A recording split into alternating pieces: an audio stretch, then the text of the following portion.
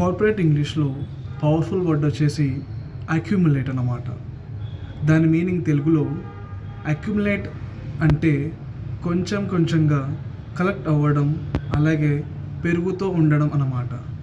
సింపుల్గా చెప్పాలంటే gradually gather or increase. Success అనేది ఒకేసారి రాదు.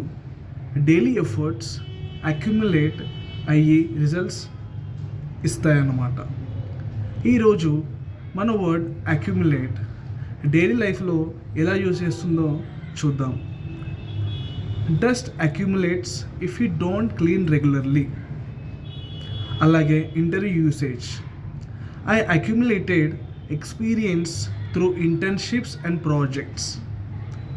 Next, coming to the third part, workplace communication.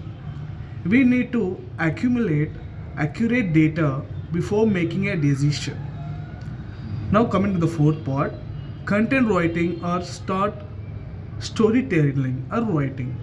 Over time, small habits accumulate into big achievements. Accumulate అనే word long term growth సిచ్యువేషన్స్లో use చేస్తారు.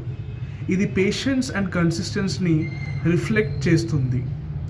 Daily small improvements accumulate అయ్యి మీ కమ్యూనికేషన్ని పవర్ఫుల్గా మార్చేస్తాయన్నమాట. Accumulate వర్డ్ని మీరు ఎక్కడ యూజ్ చేస్తారో కమెంట్లో వ్రాయండి. Thank you.